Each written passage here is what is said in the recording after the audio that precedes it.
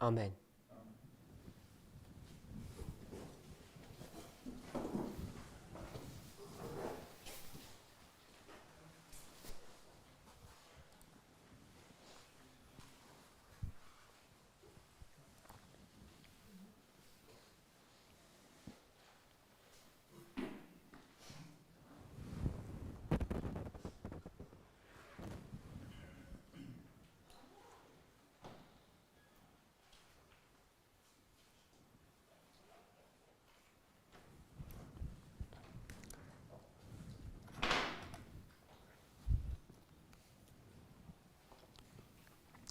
Since the separation that happened recently, De la separarea care a avut loc recent, one of the accusations that has been leveled against this movement is that they have become political.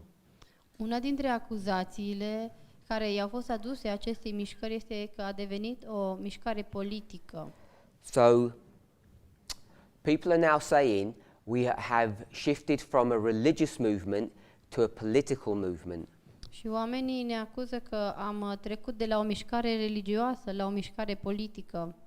Now, this is not a new argument. Acest argument nu este ceva nou. Claiming that God's church, the movement that he creates, Ephesus, Să acuzi Biserica lui Dumnezeu, mișcarea pe care el a creat-o, Efes, is not a church but is a political entity, is an old accusation. nu este o biserică, ci este o entitate politică, este o acuzație veche. In fact, you find it in every reformation. De fapt, o găsești în fiecare mișcare de reformă. It's a constant cry of the opposition. Este o acuzație constantă a celor din opoziție.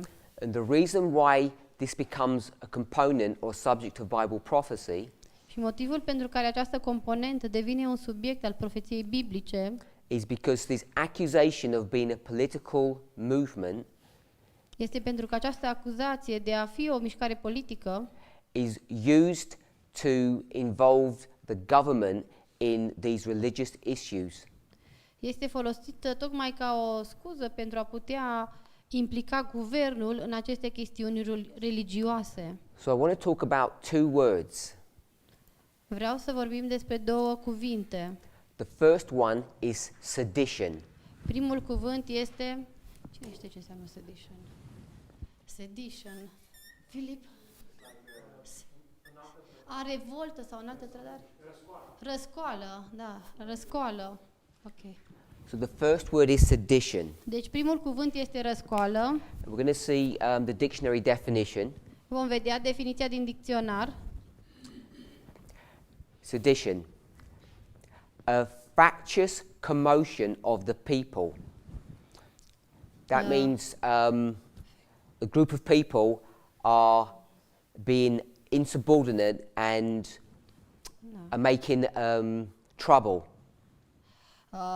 Deci această revoltă sau, cum au zis Filip, răscoală, același sinonim, este de fapt vorba despre un grup de oameni care nu doresc să se supună guvernului și ordinii. The problem with these old-fashioned dictionaries, the language is complex.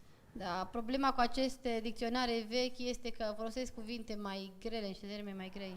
A tumultuous assembly of people rising in opposition to law or the administration of justice and in disturbance of the public peace. Deci un grup foarte agitat, poți să zici, de persoane foarte răzvrătit de persoane care se ridică în opoziție cu legea și cu administrația sau cu justiția care este și pentru a conturba pacea publică. In general, sedition is a local or limited insurrection in opposition to civil authority, as mutiny is to the military. În general, răscoala este o insurecție, avem și noi în limba română, așa, e locală, la nivel local, în opoziție cu autoritatea civilă, la fel cum mutiny, Mutiny is the same thing, but it's for the military. Da, ok. Este ca și o răscoală în domeniul militar. So sedition is something that's limited in scope, Deci răscoala are o area limitată and it's in opposition to the civil authority or the government. și este în opoziție cu autoritatea civilă sau cu guvernul. It's when people come together and they rise in opposition to the law or to the administration of justice. Când oamenii se adună împreună și se ridică împotriva justiției sau administrației. And they disturb the public peace. Da, și conturbă pacea publică. So this is the word sedition. Acesta este cuvântul răscoală. And we're going to see how that word is used in inspiration. Și vom vedea cum anume este folosit acest cuvânt în inspirație. So just to summarize, Să facem un rezumat. sedition is normally something quite local and small, Da, răscoala este de obicei ceva destul de mic și local, limited, limitat and it's an opposition to the government. și este ceva în opoziție cu guvernul. It's when people come together to oppose law and justice. Când oamenii se adună la oaltă pentru a se opune legii și justiției. And they try to disturb the peace. Da, și încearcă să conturbe pacea. So that's the definition of sedition. Aceasta este definiția răscoalei. I want to look at another word now. Acum vom analiza un alt cuvânt, Insurrection. insurecție.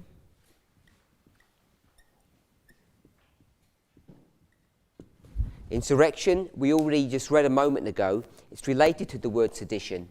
Da, după cum am citit mai înainte, insurecție are de a face, este în legătură cu cuvântul răscoală, Arising against civil or political authority, să se ridice împotriva autorității civile sau politice, the open and active opposition of a number of people to the execution of a law in a city or a state. deci o poziție deschisă și activă deci a unui grup de persoane pentru execution of the law. To put the law into practice. Da, așa deci pentru aplicarea unei legi într-un stat sau într-un oraș, da? It's equivalent or the same as sedition, except sedition is something that's less extensive or smaller. Da, este echivalentă cu răscoala, însă de obicei răscoala se referă la ceva mult mai mic. And it differs from rebellion because rebellion expresses a revolt or an attempt to overthrow the government. Și este diferită de o rebeliune, pentru că o rebeliune își propune ca să facă o revoltă sau să distrugă un guvern, da? Oarecum să răstoarne un guvern. So there's this scale, it goes from sedition to insurrection to rebellion. Deci este această scară progresivă, merge de la răscoală, la insurecție și apoi la rebeliune, revoltă. All of these are political maneuvers that a group of people do to fight against the government. Toate acestea sunt manevre politice pe care un grup de oameni le pot face pentru a răsturna un guvern sau pentru a afecta guvernul.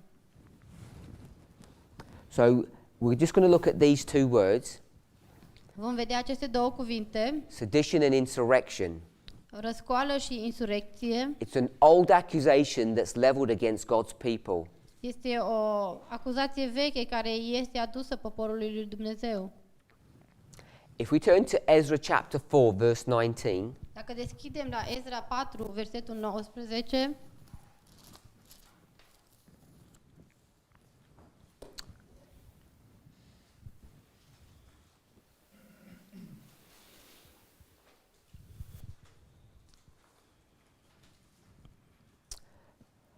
those people who fight against God's church aceia care luptă împotriva Bisericii lui Dumnezeu accuse God's church to the government of having insurrection. îi acuză pe cei din poporul lui Dumnezeu în fața guvernului că vor să facă o insurecție. We're in Ezra chapter 4. Suntem în Ezra, capitolul 4. If you went to verse 1 Dacă mergem la versetul 1 and you began to read, și începeți să citiți, you'd see that the Samaritans are wanting to help God's church to rebuild the temple. vedem că samaritenii doreau să ajute pe cei din Biserica lui Dumnezeu să reconstruiască templul. But God's church do not want their help. Însă cei din poporul lui Dumnezeu nu vor ajutorul lor Because they don't want their help, the Samaritans get upset. și pentru că israeliții nu vor ajutorul lor, samaritenii se supără. And then they write to the government. Iar aceștia ajung să scrie guvernului, This is the Persian government now. este vorba de guvernul persan, And they say that this group of people have always caused problems against the government. și încearcă să spună că acel grup de oameni întotdeauna au creat probleme guvernului. By the time you get to verse 23 Ajungând la versetul 23, into 24, când ajungi la 23-24, you'll see that the enemies of the movement veți vedea că inamicii mișcării actually stop the construction of the temple. reușesc să oprească pentru un timp zidirea templului. If you read verse 24, it tells you that the work got stopped. Da, în versetul 24 scrie clar că a încetat lucrarea. We'll read verse 19. Vom citi însă versetul 19. And I commanded, and search hath been made, and it is found that this city of old time hath made insurrection against kings, and that rebellion and sedition have been made therein. Zice, și am poruncit și s-a făcut cercetare și s-a găsit că această cetate din timpurile vechi a făcut insurecție împotriva împăraților și că s-a făcut în ea răzvrătire și răscoală. So this verse brings in sedition, insurrection, and rebellion all together. Deci acest verset aduce toate cele trei tipuri despre care am vorbit la oaltă. Insurecție, răzvrătire și răscoală. Now I want to remind us, Vreau să ne amintim, when we put line upon line together, atunci când punem linie peste linie, that the book of Ezra că această carte a lui Ezra is the history of God's people after they come out of Babylonian captivity. este istoria poporului lui Dumnezeu după ce ies din captivitatea babiloniană. Now, this Babylonian captivity Această captivitate, robie babiloniană, is the 25-20 punishment that they've received according to Leviticus 26. este pedeapsa de 2520 pe care ei o primesc conform lui Levitic 26 Or Habakkuk chapter 1. sau Habacuc, capitolul 1. So if we just do this simply like this, Dacă facem lucrurile simplu în felul acesta, Habakkuk, Leviticus, Habacuc, Levitic, Habakkuk chapters 1 and 2, Leviticus 26, Habacuc 1 și 2, Levitic 26, there's going to be a punishment or destruction that comes upon God's people. va fi o pedeapsă sau o distrugere care vine peste poporul lui Dumnezeu. Jerusalem is destroyed. Ierusalimul este distrus, Then they have a 25-20 punishment upon them. apoi au o pedeapsă de 2520, And the end of that punishment, iar la sfârșitul acelei pedepse they return. se întorc, They return back home. se reîntorc acasă. And if we were to turn to the book of Jeremiah, Și dacă deschidem la Ieremia, we've read this passage before. am citit mai devreme acest pasaj, We'd go to Jeremiah chapter 31. Ieremia 31, Beginning verse 31. începând cu versetul 31, So let me just draw this out slightly differently. să fac puțin diferit această schemă. This is the destruction of Jerusalem. Aici avem distrugerea Ierusalimului. Jeremiah is here, Ieremia se află aici and This is the captivity. Aici avem captivitatea And the captivity is going to end. și apoi captivitatea sau robia urmează să se sfârșească. In Jeremiah 31, verse 31, it says, Behold, the days come, saith the Lord, that I will make a new covenant with the house of Israel and with the house of Judah.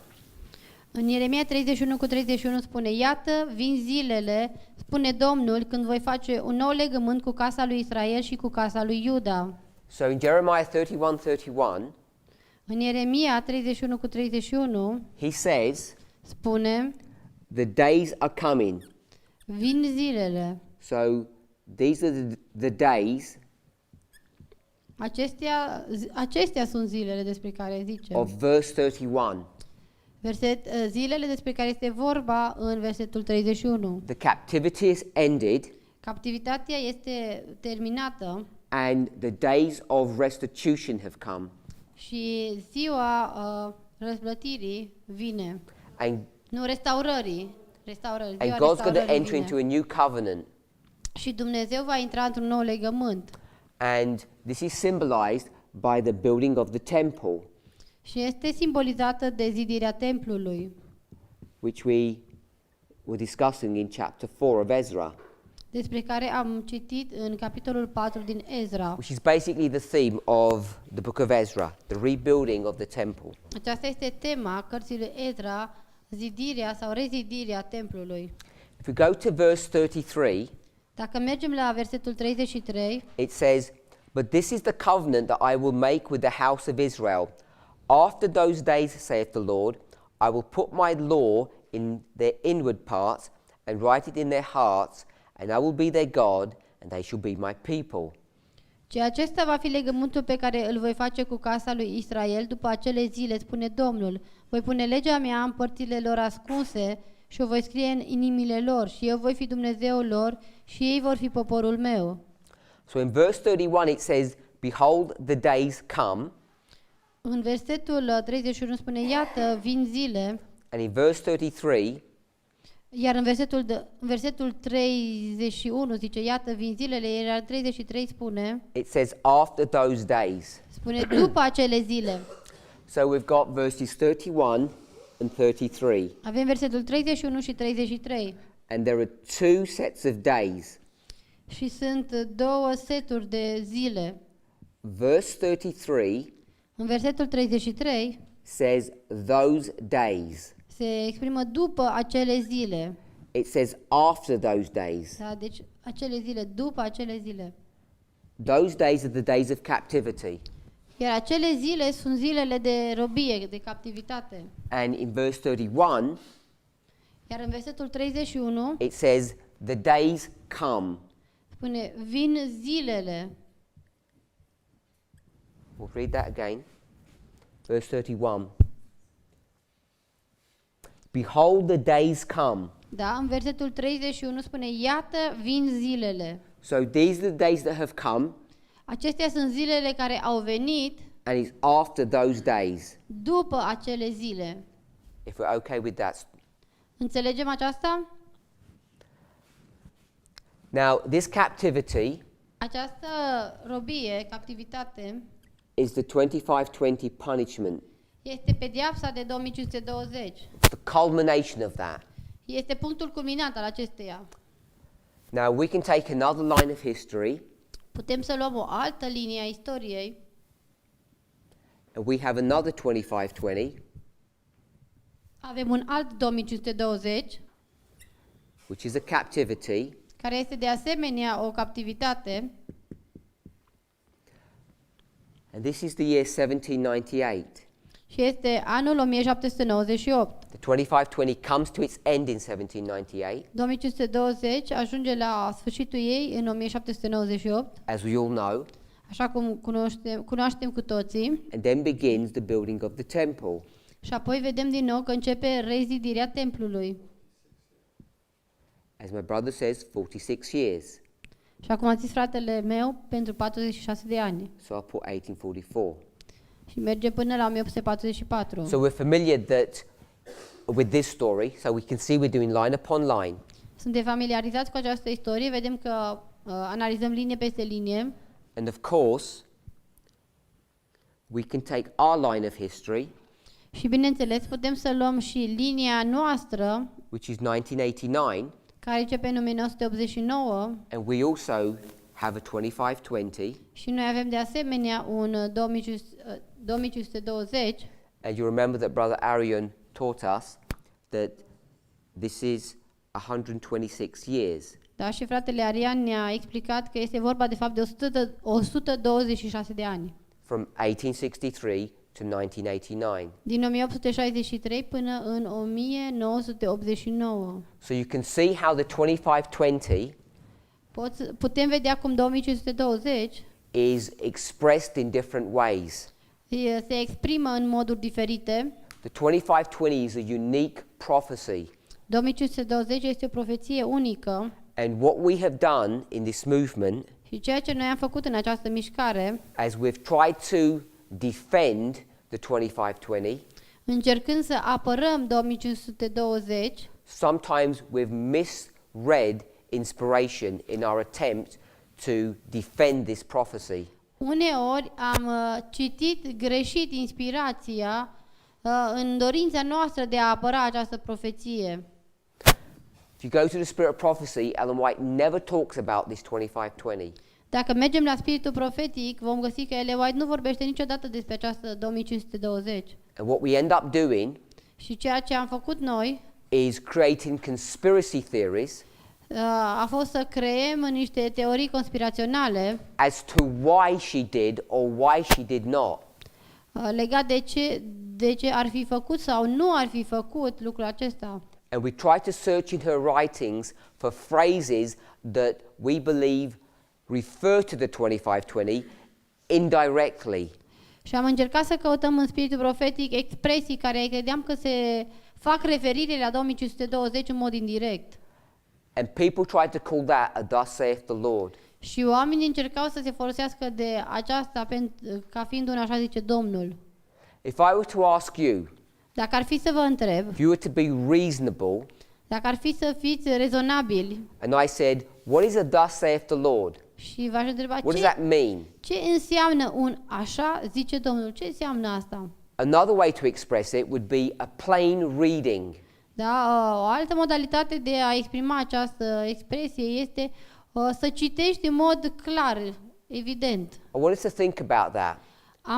Vreau să ne gândim la aceasta. What a plain reading would look like. Cum ar arăta a citi ceva clar, da, o citire clară. Cum? Plană, plain? Nu. Simple, plain is simple. Simplă, așa, o citire simplă, da. A plain reading, O citire simplă you could get any person înseamnă că orice persoană who could just read those words and say, I think this is what it means. poate să citească acel verset și să vadă clar ce înseamnă acel lucru. They wouldn't have an agenda. Nu ar trebui să aibă o agendă, un plan ascuns, ceva. They wouldn't have a preconceived idea. Nu trebuie să aibă o idee preconcepută. This is how I understand what a plain reading means.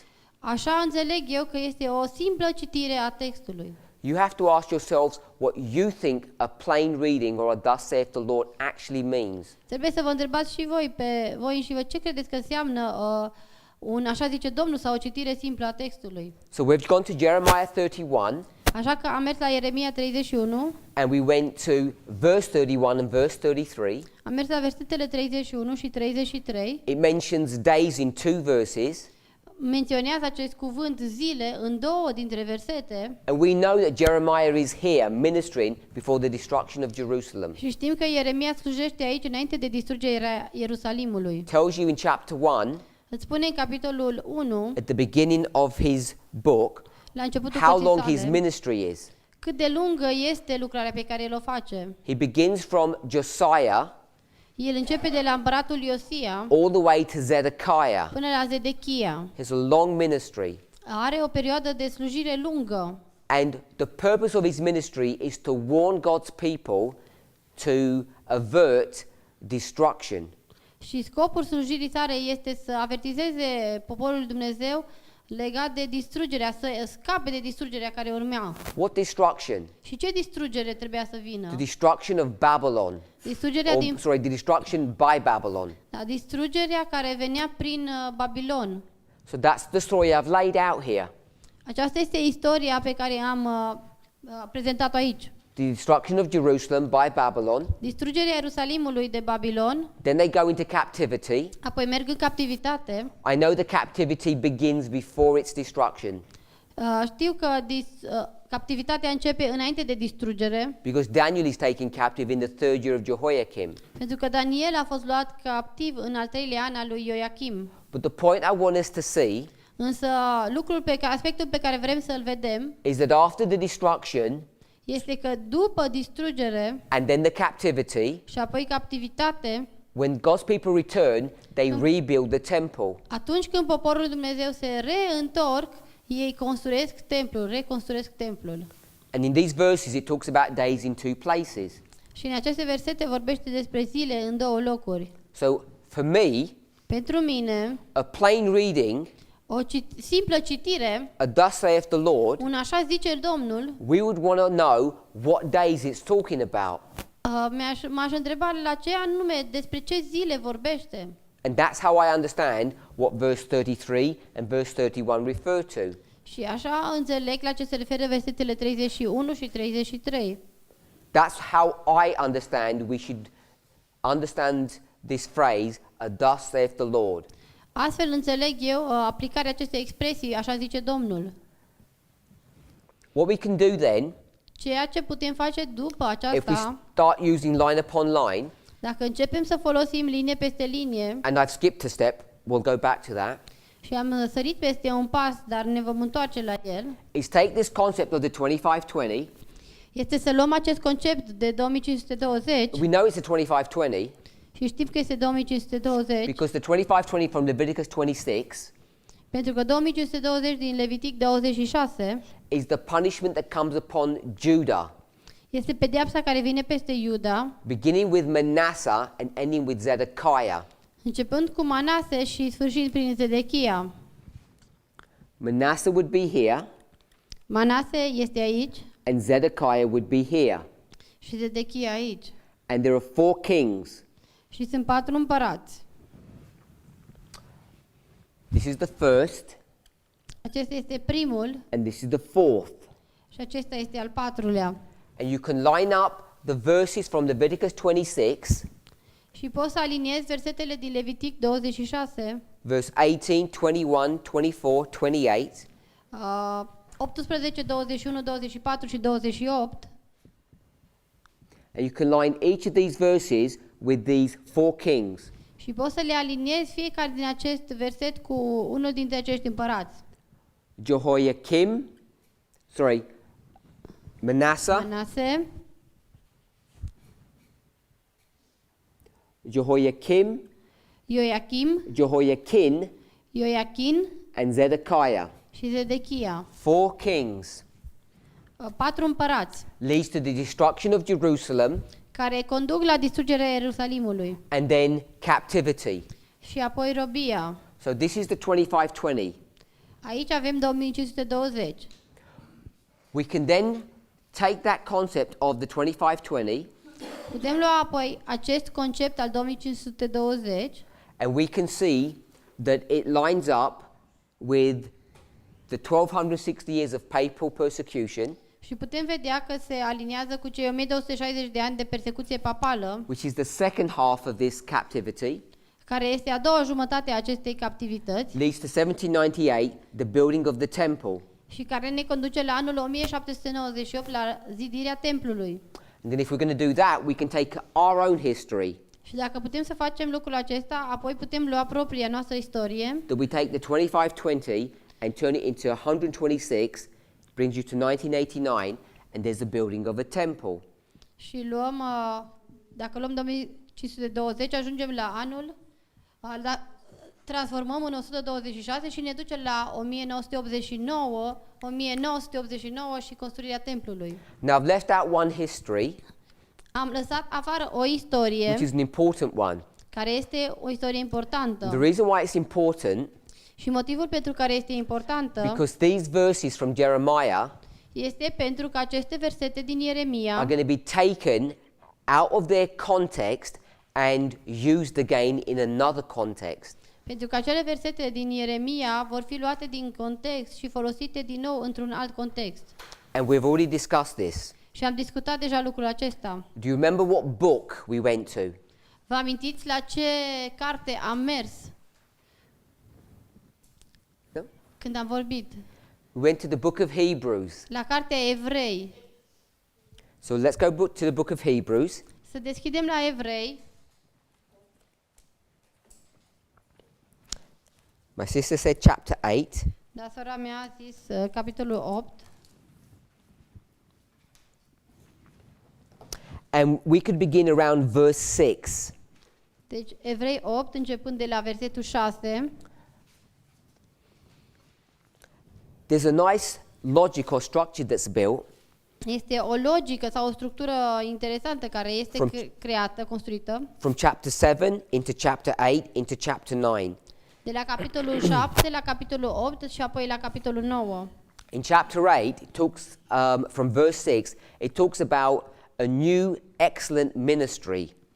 În versetul 6 din capitolul 8 spune despre un serviciu nespus mai bun. Talks about a better covenant. Vorbește despre un legământ mai bun. Verse 7, Și versetul 7 if the first covenant had been good, we wouldn't have needed a second one. spune dacă primul legământ ar fi fost fără cusur sau bun, n-ar fi nevoie de un al doilea. Verse 8, Iar versetul 8 for finding fault with them, he saith, behold, the days come, saith the Lord, when I will make a new covenant with the house of Israel and with the house of Judah.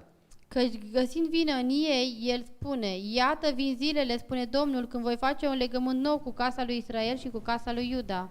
So now we have another history. Acum avem o altă istorie.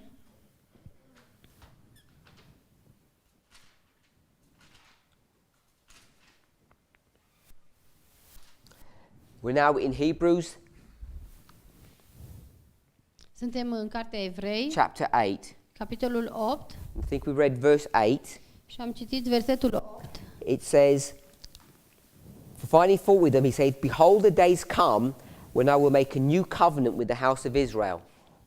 Dacă simt vină în ei, le spune, iată vin zilele, spune Domnul, când voi face un legământ nou cu casa lui Israel și cu casa lui Iuda. It says, the days come. Vin zilele. So it's following the same pattern. Merge după același tipar And then we're going to have a building of a temple. și apoi are din nou loc o zidire a templului. And if we read on, Și dacă continuăm să citim, verse 10. versetul For 10, this is the covenant that I will make with the house of Israel after those days. fiindcă acesta este legământul pe care îl voi face cu casa lui Israel după acele zile. So now we're in those days, Și acum ne aflăm la acele zile. and this is verse 10. Și acesta este versetul 10.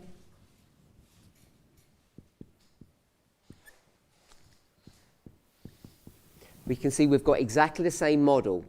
Vedem că avem exact același model. But what history is this that Paul is referring to? Dar care este istoria la care se referă aici apostolul Pavel? He's borrowed everything from the book of Jeremiah, A împrumutat totul din cartea lui Ieremia, but this is not talking about the story of Jeremiah. dar nu mai este vorba de istoria lui Ieremia. What's it speaking about? Dar despre ce vorbește? If we went back to verse 1, Dacă mergem înapoi la versetul 1, now of the things which we have spoken, iar suma celor despre care am vorbit, this is from chapter 1 to chapter 7, vorbind despre capitolul 1 până la 7, făcând referire la primele capitole, this is the sum, this is the conclusion. iar aceasta este suma lucrurilor despre care am vorbit, concluzia. We have a high priest who is set on the throne in heaven. Că avem un astfel de mare preot care s-a așezat la dreapta tronului maestății în cerul. A priest of the new sanctuary or the sanctuary which is in heaven. Un servitor sau un preot al sanctuarului nou și al adevăratului tabernacol care este în cer. In verse 3 it calls him the high priest. Și în versetul 8 îl numește un mare preot. And then we go to verse 6. Și apoi mergem la versetul 6. But now hath he, Christ, obtained a better ministry, Se referă la Hristos, dar acum El a obținut un serviciu nespus mai bun. So what Paul has done, Ceea ce Pavel face he's taken a natural, literal story este că ia o istorie literală, naturală and turned it into what? și o transformă în ce anume? A spiritual or a symbolic story. Într-o istorie spirituală sau simbolică. He went from the natural El a mers de la natural to the spiritual. la spiritual. Now, when you have been taught these stories in the past, În trecut, când v-au fost explicate aceste istorii, you were not taught natural to spiritual. nu ați fost învățați de la natural la spiritual. That wasn't the language that you were given. Nu aceasta este limbajul care a fost folosit. What's the language that we use? Care a fost limbajul pe care noi l-am folosit? It's not natural to spiritual. Nu era de la natural la It's spiritual. not parable. Nu a fost parabolă. What is it? Care era? Good. Line upon line. Isaiah 28, Era Isaia 28, verses 10 and 13. versetele 10 și 13. We use the phraseology of line upon line. Am folosit expresia linie peste linie. Now, the reason why we are we are changing that phraseology from line upon line to parable teaching Motivul pentru care schimbăm această expresie de la linie peste linie la învățătura prin parabolă, which people see as some kind of attack upon the foundations of our movement, and it is not, din care unii înțeleg că este un atac la temelia la acestei mișcări, is because parable teaching este pentru că învățătura prin parabole explains things in a much more unified model. într-un model mult mai unitar, într-un model mult mai unitar. It's an all-encompassing methodology. Este o metodologie care le adună cumva pe toate la un loc. But it's the same thing as saying line upon line. It's not any different. Dar este același lucru ca și cum ai spune linie peste linie, nu este ceva diferit. So when people think we're attacking the foundations by changing the phraseology of Isaiah 28, 10 and 13, we're not. Când oamenii cred că noi stricăm temelia prin faptul că schimbăm expresia linie peste linie, noi nu facem de fapt lucrul acesta. We're expressing things differently. Exprimăm lucrurile într-un mod diferit. But it's the same principle. Dar principiul este același. And the reason we're expressing things differently Și motivul pentru care exprimăm lucrurile într-un mod diferit is because the additional detail helps us to understand things more clearly. este pentru că detaliile adiționale ne ajută să explicăm lucrurile mult mai clar. You can't just do line upon line blindly. Nu poți să faci linie peste linie așa orbește. You also have to understand how things go from the natural to the spiritual. Trebuie să ajungi să înțelegi cum trec lucrurile de la natural la spiritual. These days here, Aceste zile aici those days, și acele zile this is the days of captivity. sunt zilele de captivitate. First, there's the destruction of Judah Prima dată are loc distrugerea lui Iuda in a progressive four-step history într-o istorie progresivă în 4 pași that leads to the captivity. care conduce la această captivitate. So this 25-20 stretches all the way back here and goes all the way through. Această captivitate se întinde până aici în urmă și merge până la capăt. What Paul is going to do, Ceea ce face Pavel, he's going to take that concept, el ia acest concept, but he's not going to use Leviticus 26. dar el nu se folosește de Levitic 26, What's he going to use? ci ce anume va folosi el? When he talks about his history, Când folosește despre istoria în care se aflau ei. what are these days? Ce sunt acele zile? These days that come before the building of the temple. acele zile care vin înainte de rezidirea templului. Because it's not Leviticus 26. Pentru că nu este vorba de Levitic 26. Daniel Sunt zilele din Daniel, chapter 9. Daniel capitolul 9. So these days Deci acele zile are Daniel chapter 9. sunt Daniel capitolul 9. John chapter 2. Ioan capitolul 2 They're going to discuss the rebuilding of the temple. discută de rezidirea templului Takes 46 years to build a temple. și spune că a luat 46 de ani să zidească templul Or does it take 3 days? sau 3 zile. Which one? Care din ele? Depends who you ask.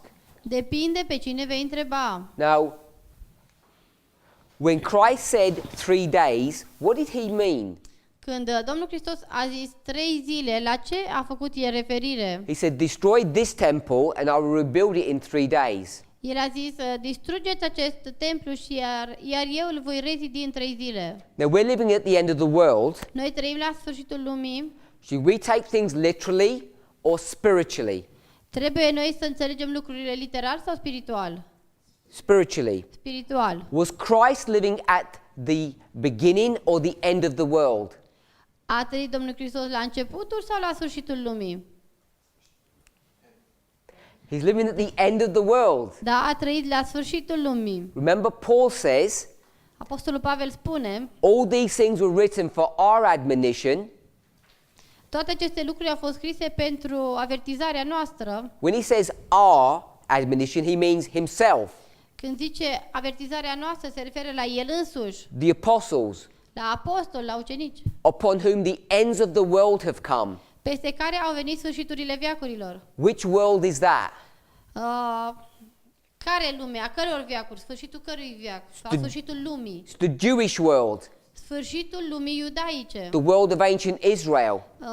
Lumea Israelului antic. So we should understand that statement that Christ makes in John chapter 2 spiritually, not literally. Ar trebui să înțelegem această afirmație pe care Ioan o face în capitolul 2 spiritual și nu literal. And what do all Christians do? Însă ce fac toți creștinii? They say 3 days. Ei spun 3 zile, This body. se referă la acest trup. Christ is speaking about his body. Domnul Hristos vorbește despre trupul său And how do they count? și cum numără? Friday, Vineri, Saturday, sâmbătă, Sunday. duminică. They take it literally. Da, fac aplicația literală. Now, is that a plain reading of the word or is that not? Este o simplă citire a textului sau nu? Is that a thus saith the Lord or not? Este un așa, zice Domnul sau nu? Yes. Because he makes that statement Pentru că el face această afirmație in what year? în ce an? In the year 28 AD. În anul 28 după Hristos. It's Passover, it's the spring of 28 AD. Este tipul Paștelui, este primăvara anului 28. He got baptized in 27, El a fost botezat în anul 27, in the autumn. în toamnă. So this is John chapter 2, Deci este Ioan, capitolul 2, and it's Passover, și este Paștele. 28 to 29, De la anul 28 la 29, 29 to 30, de la 29 la 30, 30 to 31. de la 30 la 31. 1 day, 2 days, 3 days. O zi, 2 zile, 3 zile. 1 day equals 1 year. O zi este un an.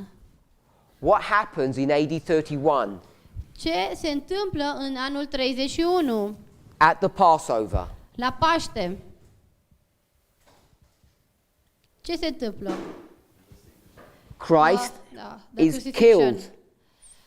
Domnul Hristos este ucis, He's crucified. este răstignit And when he's crucified, și atunci când este răstignit, what happens to the church? ce se întâmplă cu biserica? Is it destroyed Este ea distrusă or not? sau nu? So when you look at it, it looks like it's all destroyed. Când te uiți la ea, la prima impresie ți se pare că este distrusă. It looks like it's scattered. pare împrăștiată. But what did Jesus promise? Însă ce a promis Domnul Isus? He says it's going to take me 3 years to do what? A spus îmi va trebui 3 zile pentru a face ce anume? To build a church. Pentru a zidi biserica. What happens in AD 31?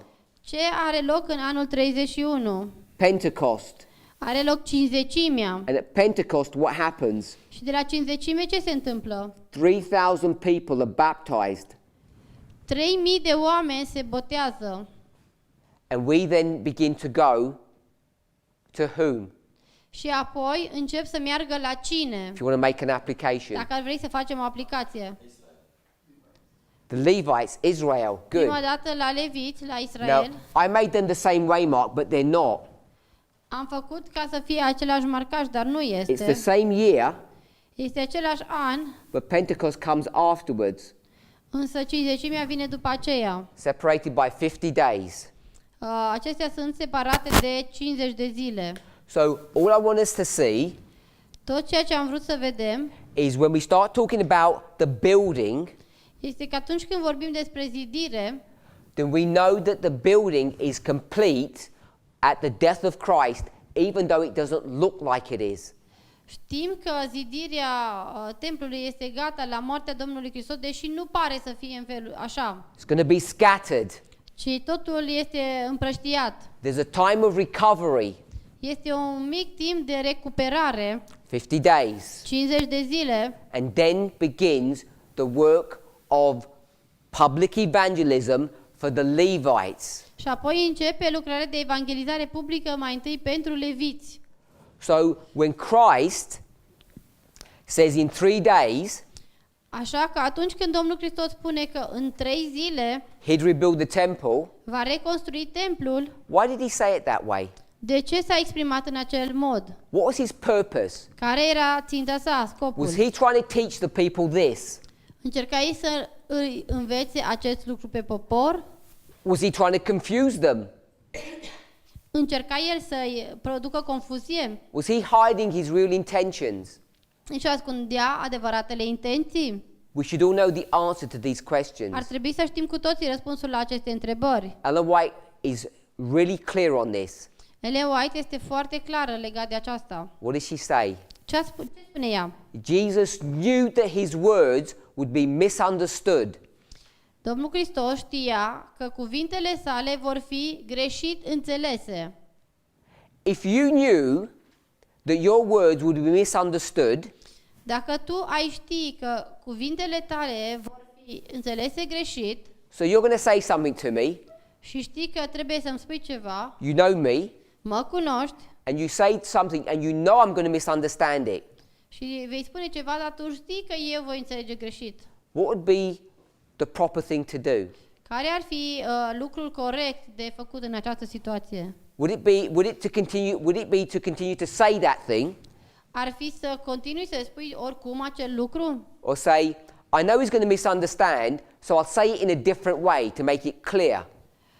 Știu că mă va interpreta greșit, atunci încerc să spun într-o altă manieră ca să fie cât mai clar. This week, În această săptămână I've given example after example of how a thus saith the Lord or a plain reading works. În această săptămână am dat exemplu după exemplu pentru a arăta cum funcționează un așa zice Domnul sau o simplă citire. And you see over and over again, it's much more complex than that. Și din nou vedem că lucrurile sunt mai complexe decât par. Do we really think, Chiar credem when Christ says this body, că atunci când Domnul Hristos spune că acest trup, he meant his human body? referindu-se la trupul său omenesc, Did he really mean that? credem că chiar s-a referit la aceasta? Because Paul Pentru că Apostolul Pavel is going to spiritualize all of that. va face o aplicație spirituală din toată. And who does he say the body of Christ is? Și cine spune că este trupul lui Hristos? The church. Biserica. We know that. Știm asta. So when you go to a plain reading or a thus saith the Lord, Când mergem la o simplă citire sau la un așa zice Domnul and you get those 3 days in the grave, și iei aceste 3 zile în mormânt, yes, that is a plain reading. Da, într-adevăr, așa este o simplă citire. You know that's what it meant, the plain reading. Știm că asta vrea să zică la o primă citire. But you can't just do plain readings. Dar nu putem să citim doar așa simplu totul. You can't just do thus saith the Lord Nu putem să facem doar un așa zice Domnul. when you're living at the end of the world. Dacă trăiești la sfârșitul lumii, Things have to be understood symbolically or spiritually, lucrurile trebuie să fie înțelese simbolic sau spiritual, not literally. nu literal. Now, do you think the disciples understood what Christ meant when he said that in AD 28? Credeți că ucenicii au înțeles ce vroia să zică Iisus când a spus acele cuvinte în anul 28? They have no idea what he's talking about. N-aveau habar despre ce vorbea el. God's movement Mișcarea lui Dumnezeu is composed of wise and foolish people. este formată din oameni înțelepți și oameni neînțelepți. In this history, Și în această istorie, who is the wise person? cine este cel înțelept? Jesus, Domnul Hristos. the wise virgin. El este fecioara înțeleaptă. And who are the foolish virgins? Și cine erau fecioarele neînțelepte? All 12 of them. It's not just Judas. Dar toți cei 12 ucenici, All of the disciples are foolish. toți ucenicii erau neînțelepți. None of them understand what's happening. Nici unul nu înțelegea ce se petrecea. Jesus has already begun to tell them Și Isus deja a început să le spună he's going to die in 3 years. că peste 3 ani urma să moară. And they don't even believe him.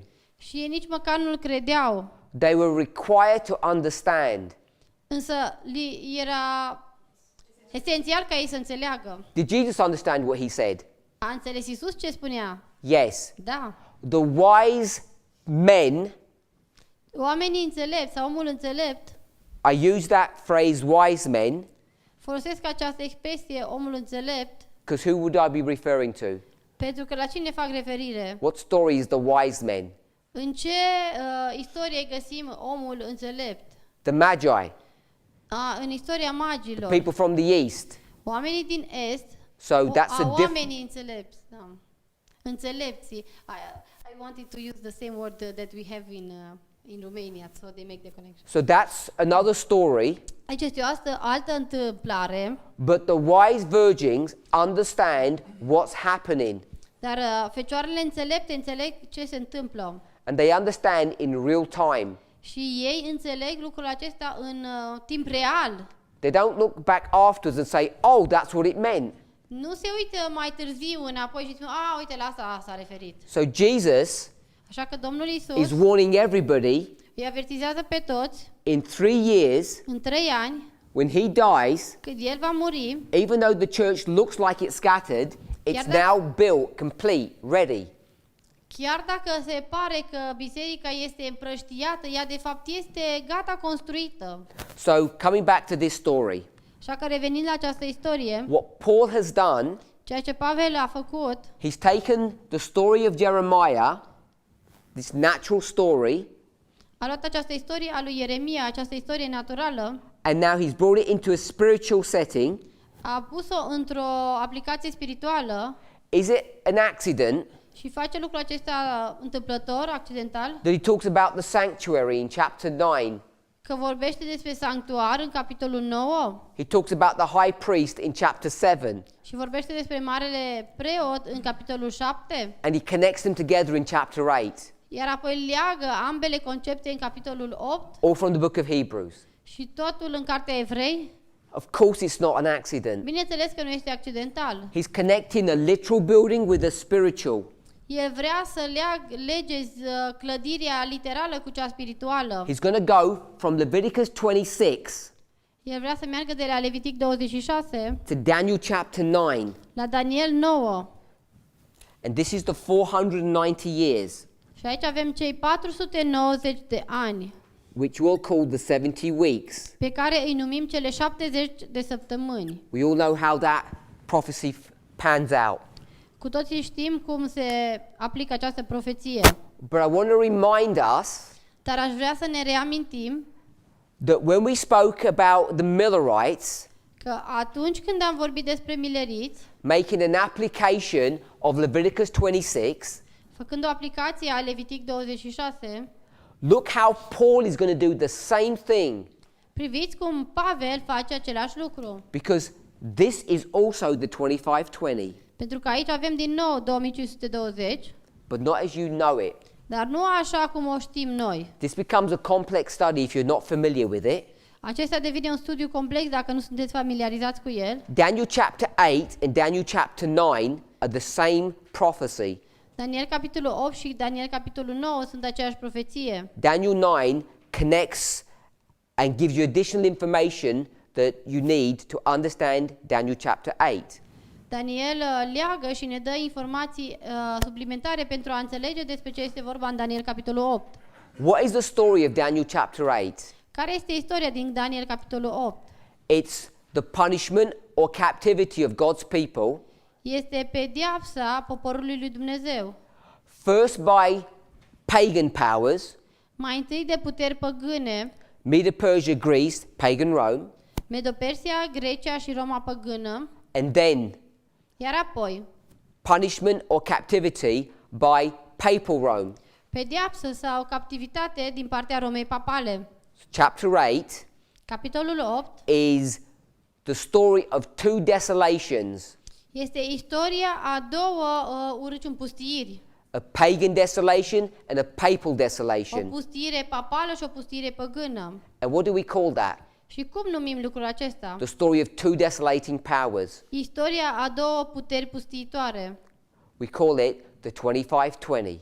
O numim 2520. So when the Millerites Deci, atunci când mileriții are going to take Leviticus 26, iau Levitic 26, a story of intensity, o istorie care se referă la intensitate, and they're going to change it to a story of duration, și o vor schimba ca să facă referire la o istorie care vorbește despre durată, because they make an application. pentru că ei fac o aplicație. Let's see how they did that. Haideți să vedem cum a făcut ei lucrul They did it the acesta. same way that Paul did it. Au făcut lucrul acesta în același mod în care a făcut și Pavel. The natural story, Au luat istoria naturală, the 2520, 2520, is a progressive destruction in 4 steps, este o distrugere progresivă în 4 pași, beginning the year 677. începând cu anul 677 It ends up in a 70-year captivity. și se sfârșește cu captivitatea de 70 de ani, They come out ies din robie and it begins the rebuilding of the temple. și începe reconstruirea templului. This becomes the time of the end. Acesta devine timpul sfârșitului. This becomes the time of the end. Și acesta devine timpul sfârșitului. The time of the end. The Timpul time of the end. sfârșitului. We have these repeating patterns. Avem peste tot acest tipar care se repetă. You have a literal understanding of the 2520. Avem o înțelegere literală a 2520 You have a literal building. și avem o clădire literală. You have destruction of a literal Jerusalem. It's all literal or natural. Da, avem distrugerea Israelului literal. Totul este literal și natural. When you come to the history of Christ, Când ajungem la istoria lui Hristos, then atunci it all becomes spiritual totul devine spiritual or symbolic. sau simbolic. The building of the temple is symbolic. Construirea templului este simbolică. The days that is referring to Zilele la care el se referă in chapter 9 în capitolul 9, and chapter 8 of the book of Daniel, în capitolul 8 și 9 din cartea Daniel, then take this same concept putem lua același concept of this 2520 a 2520 and makes it spiritual, symbolic. și să facem din el ceva spiritual sau simbolic. And that's why you have the 2520 here. De aceea avem aici 2520. Two desolating powers. Două puteri pustiitoare. If you want to talk about two desolating powers in this history, Dacă vrei să vorbești despre două puteri pustiitoare în această istorie, who are the two desolating powers? care sunt cele două puteri pustiitoare? Let's go to the book of Jeremiah. Să mergem la cartea Ieremia,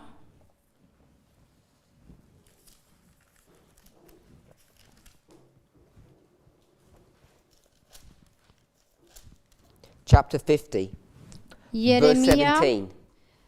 capitolul 50, versetul 17. As you're turning there, as we go from the natural to the spiritual, you see all the same dynamics. Dacă mergem de la natural la spiritual, trebuie să vedem aceeași dinamică. But you have to be careful how you transition from one to the other. Dar trebuie să ai grijă cum faci trecerea de la unul la altul. We'll read chapter 50, verse 17. Vom citi din capitolul 50, versetul 17. Go ahead. You first. I'll go first then. Israel is a scattered sheep. The lions have driven him, lions plural. First the king of Assyria hath devoured him, and last is Nebuchadrezzar, king of Babylon, hath broken his bones. Two desolating powers, the Assyrians and the Babylonians. Israel este o oaie risipită. Leii l-au alungat, mai întâi împăratul Asiriei l-a mistuit, și la urmă acest Nebucadnețar, împăratul Babilonului, i-a zdrobit oasele. Vedem două puteri, Asiria și Babilonul. Doi lei. It goes from the natural to the spiritual. Merge de la natural la spiritual. Even though the Millerites don't realize what they're doing, Chiar dacă mileriții nu-și dau seama ce fac, they're employing the same technique as Paul does. ei folosesc aceeași tehnică pe care o folosește și Pavel. There's no indication that the Millerites have a self-awareness of what they have done. Nu avem niciun indiciu că mileriții ar fi devenit conștienți de ceea ce fac. It's only now as we look back, Doar acum când privim înapoi, we see the authority that they have to do what they did. vedem autoritatea pe care ei o au pentru a face ceea ce au făcut. My assertion has been, for a long time now, Concluzia mea este de ceva timp that the authority comes from understanding that you go from the natural to the spiritual. că autoritatea vine din această înțelegere că putem să mergem de la natural la spiritual. And it's in the natural that you do the plain reading. Și atunci când vrei să vezi naturalul, atunci citești așa simplu. The thus saith the Lord. Acel așa zice Domnul. When you go to the spiritual, Dar când vrei să vezi spiritualul, dynamics are different. atunci dinamica se schimbă. You start changing things. Începi să modifici anumite lucruri. And no one complains when Paul does it. Și nimeni nu se plânge dacă Pavel face lucrul acela. But when this movement does it, Dar dacă noi în mișcare facem, people say we're removing the foundations. oamenii încep să spună, păi muți temelia. No one complains when the Millerites do it. Dar nimeni nu se plânge dacă mileriții fac asta. We always uphold and support people from the past. Întotdeauna a fost așa că oamenii din trecut ei sunt susținuți și înălțați. The kings here in this history, Împărații din această istorie, Jehoiakim, Ioachim, when he hears Jeremiah's accusations, what does he do with his document? când aude acuzațiile With lui his Ieremia, writings. ce face cu scrierile lui?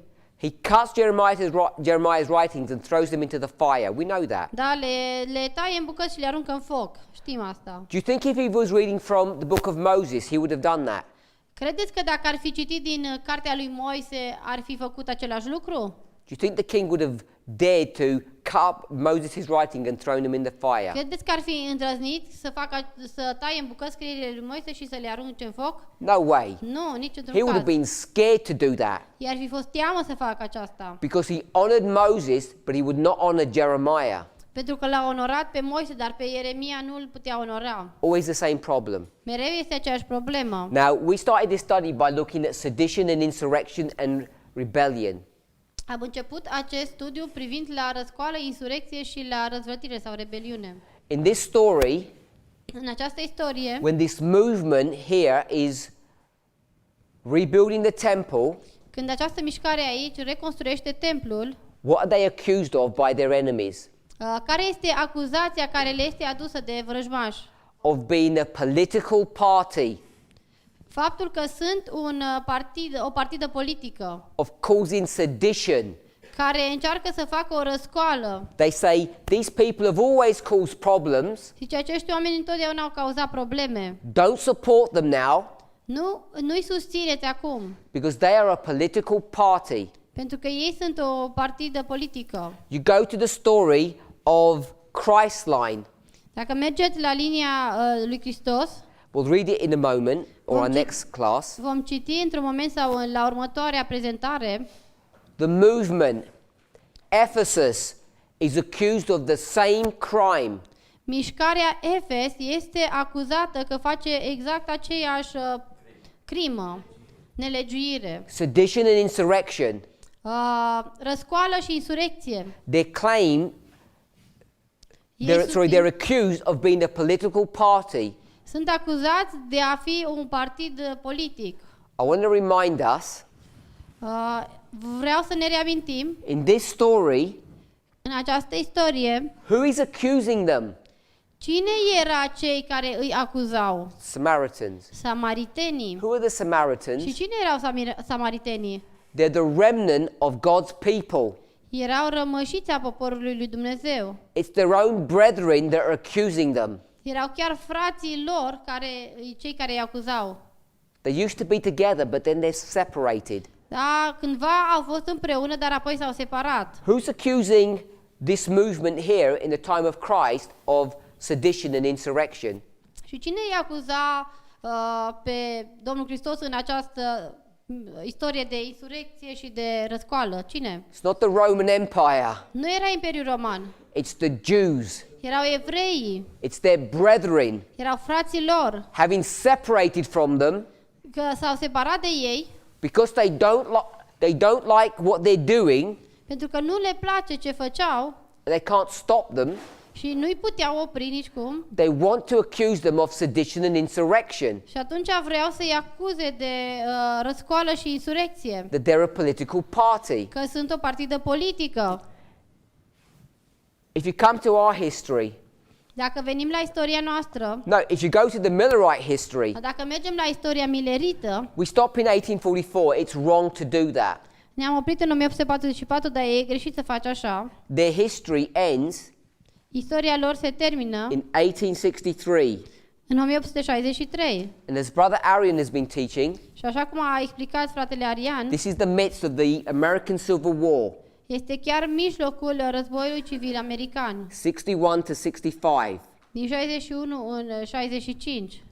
And in this history, Și în această istorie,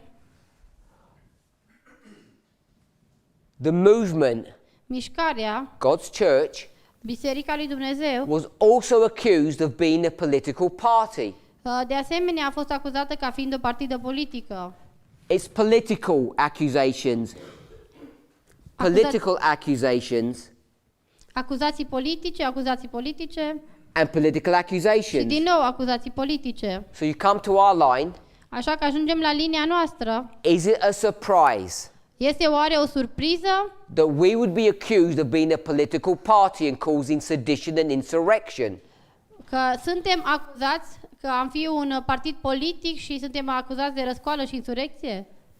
Of course it's not. Sigur că nu este. In fact, what we should be seeing De fapt, ceea ce noi ar trebui să vedem is that if there's a group of people este că dacă există un grup de persoane who used to be our brothers and sisters, our brethren, care erau cândva frații și surorile noastre that we've separated from, și de care noi ne-am separat, and that group is accusing us of being a political party, of causing sedition and insurrection, și dacă acel grup ne acuză că suntem o partidă politică și că facem răscoală și insurecție, you know whose side is who.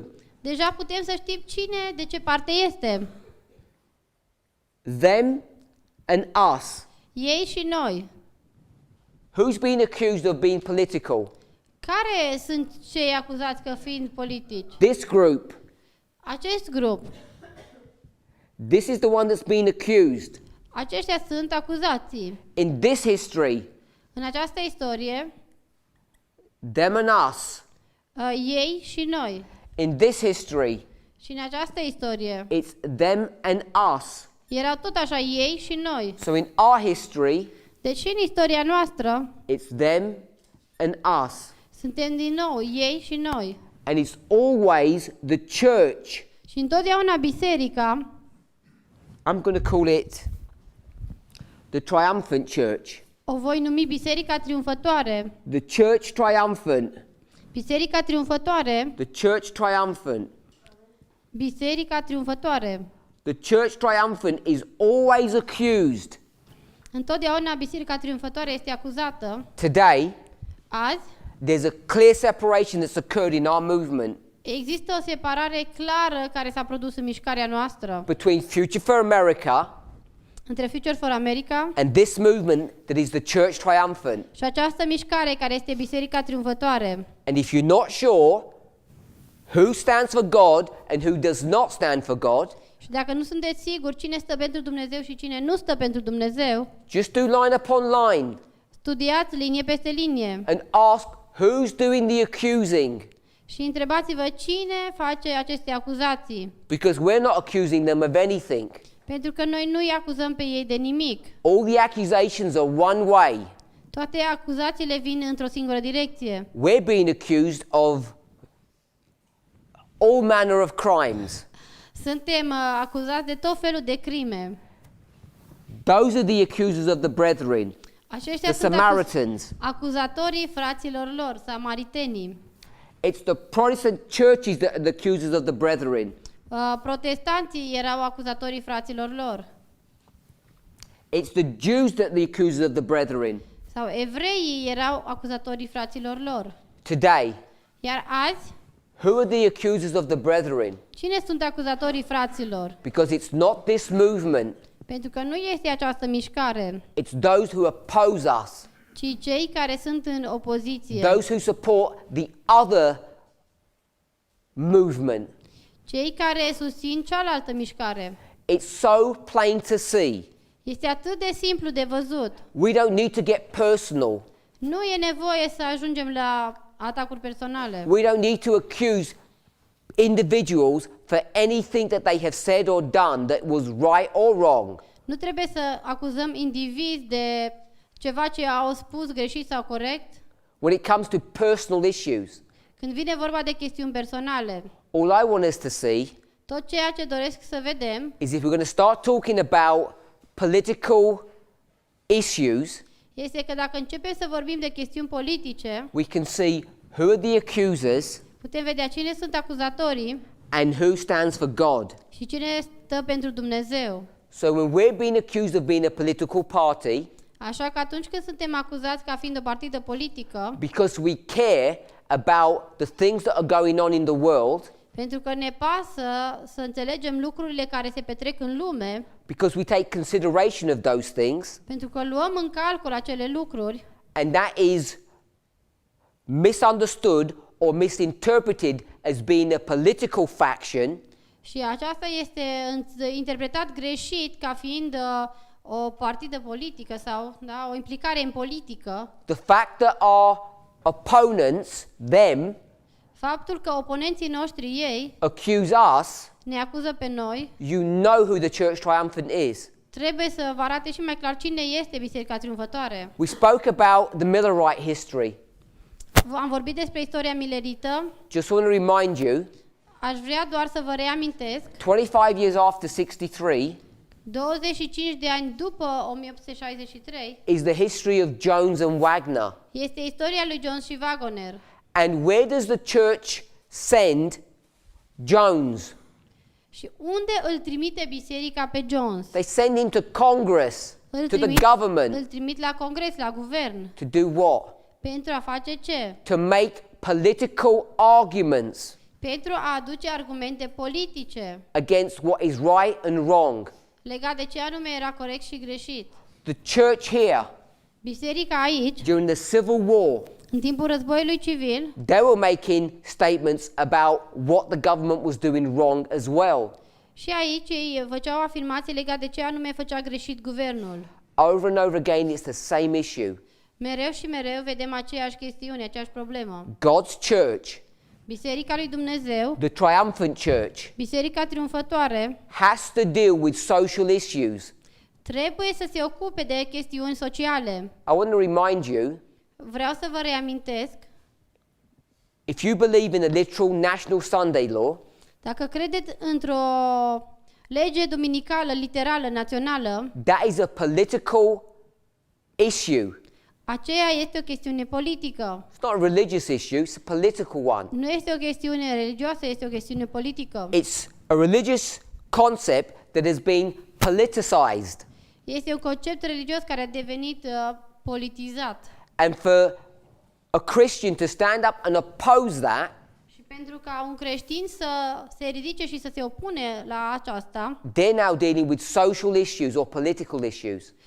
ei sunt nevoiți să se ocupe de chestiuni sociale și politice.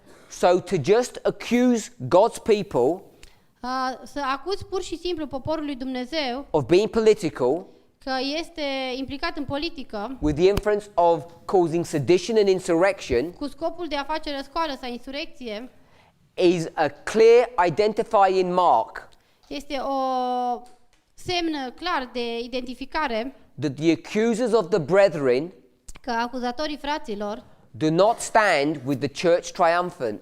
nu stau alături de Biserica Triumfătoare. If you're standing in the valley of decision Dacă stai în Valea Hotărârii and you're not sure what side to stand upon, și nu știi de ce parte să alegi, think about how you go from the natural to the spiritual. meditează cum anume faci trecerea de la natural la spiritual. See that this issue of politics runs in every single reform line. Vezi că această chestiune politică se poate observa în fiecare linie de reformă. It's always the ones that separate, that accuse God's church. Și întotdeauna cei care se separă sunt cei care acuză poporul lui Dumnezeu. Each of us needs to decide, Fiecare dintre noi trebuie să decidă, based upon the information that we have, bazat pe informațiile pe care le avem la dispoziție, the information that we see in line upon line or parable teaching, informațiile pe care le vedem în linie peste linie sau învățătura prin parabole. which is the movement that God is raising up, Care este mișcarea pe care Dumnezeu o ridică? and which is the one that He is not raising up. Și care este acea mișcare pe care nu El o ridică? Let's pray. Haideți să ne rugăm.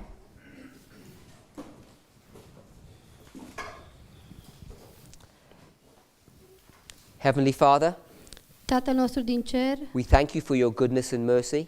îți mulțumim pentru mila și bunătatea ta. Help us to understand the subject of sedition and insurrection. Ajută-ne să înțelegem subiectul răscoalei și insurecției. Help us to see who the accusers of the brethren have been from the very beginning. Ajută-ne să vedem cine au fost acuzatorii fraților lor încă de la început. In every reform line, În fiecare mișcare de reformă, line upon line, linie peste linie, repeat and enlarge, repetă și the detaliază. story is always the same. Istoria este mereu aceeași. We want to submit ourselves into your care and safety. Vrem să ne predăm pe noi înșine în grija și protecția ta. Lord, it's time for you to arise, Doamne, este timpul ca tu să te ridici, for they have made void the law. pentru că ei au călcat legea ta. I pray that you would work on our behalf Te rog ca tu să lucrezi în dreptul nostru, to protect and shield your church. să protejezi și să aperi biserica ta. In Jesus' name, În numele lui Isus. amen.